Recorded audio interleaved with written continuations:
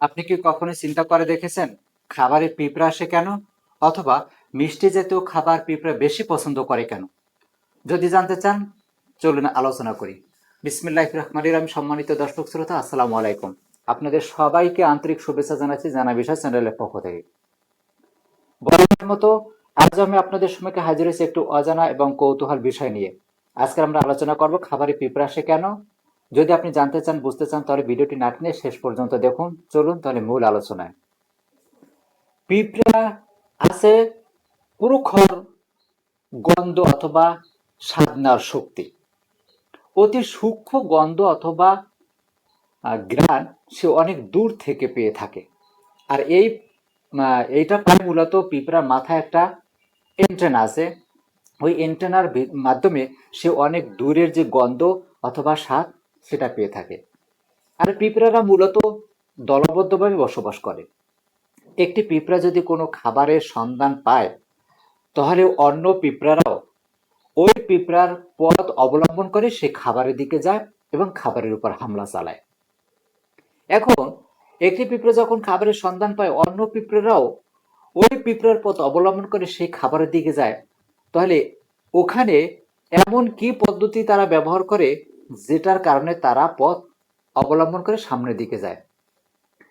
এখন দেখা গেল যে একটা পিঁপড়া যখন খাবারের দিকে যায়, তখন তার শরীর থেকে ফেরোমন নামক একটা রাসায়নিক পদার্থ নির্গত হয়।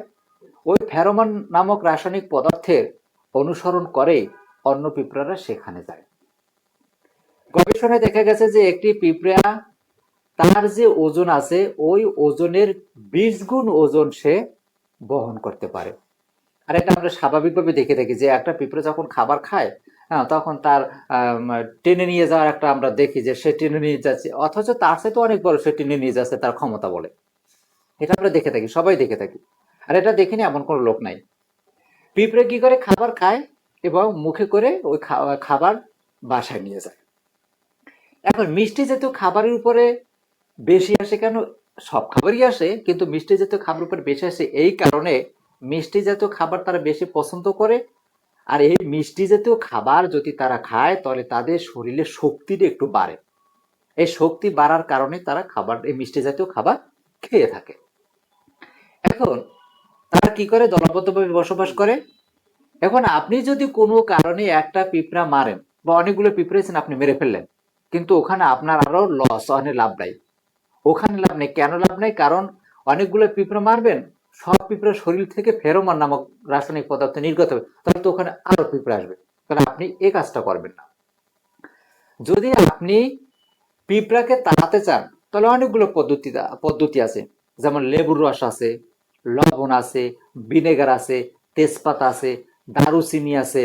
হ্যাঁ, এইগুলো যদি আপনি চারপাশে দিয়ে রাখেন, তাহলে এগুলো পিঁপড়া ভয় পায় এবং এই গন্ধগুলো পিঁপড়া সহ্য করতে পারে না। এই কারণে পিঁপড়া আসে না। এই পদ্ধতিটা আপনি অবলম্বন করে দেখতে পারেন, তাহলে অবশ্যই সুফল পাবেন। এখন আরেকটা কথা হলো যে পিঁপড়া 12.5 সেকেন্ডে 1 মিটার পথ পাড়ি দিতে পারে। 1 মিটারের এই প্রান্ত থেকে অপর প্রান্ত যেতে পিঁপড়া 12.5 সেকেন্ড সময় লাগে। তাহলে পিঁপড়া অত্যন্ত দ্রুত গতিতে চলে। এখন আসি, পিঁপড়া খাওয়া হারাম, এটা আমরা জানি, ইসলামের দৃষ্টিতে বলে। কিন্তু কোনো খাবারের সাথে যদি কোনো পিঁপড়া আমাদের পাকস্থলিতে যায়, পেটে যায়, তাহলে কি কোনো সমস্যা হবে? না, তাহলে কোনো সমস্যা হবে না। পিঁপড়া পাকস্থলিতে অথবা পেটের কোনো সমস্যা করে না। আর আপনি পিঁপড়া মারবেন না, কারণ পিঁপড়া মারার জায়েজ নাই। হ্যাঁ, এটাকে ইসলাম সমর্থন করে না।